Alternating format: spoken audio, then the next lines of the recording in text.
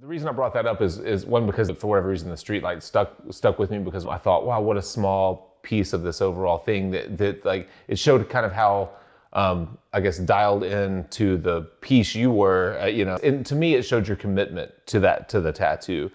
And so to back that out and kind of recognize what I notice with exceptional tattooers, and what I found that I think is kind of comforting is that what really separates great tattooers from average tattooers isn't necessarily their ability to draw better or talent or anything like that, but it's just their willingness to work a little harder, a little longer to make it as best as it can possibly be. Yeah. And so a lot of times, if what would be a finished tattoo to a regular tattooer, it's not that it's not as good as what you might do. It's just that you still have 3 or 4 hours to go on it, and they're finished with it.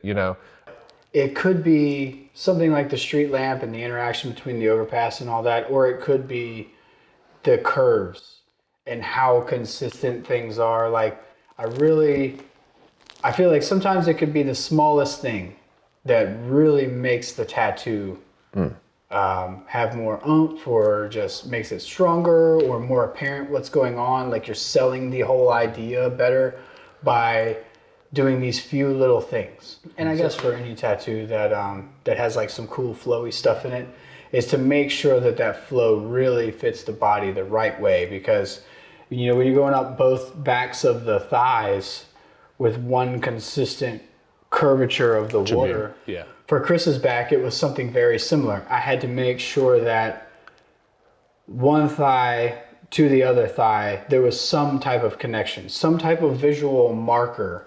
Almost like, when you do something really big, you use size markers like little people or trees or whatever. I feel like I need visual markers. Maybe not everybody needs them, but I need visual markers to show the transition from this thigh to this thigh. For me, if the bottoms of the thighs are a huge part of the design, then they need to coexist.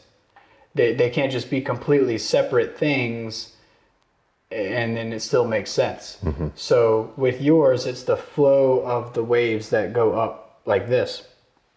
With Chris's back piece, it's the moss and the little textures of the rocks that follow from one thigh to the other thigh. Mm-hmm. And it makes the scene more believable once you get up to above the waistline, and you can tell that these things on the backs of the thighs are just in front of the main subject matter. So it helps to sell the whole design. And those things are the kind of things that I find to be exceptional.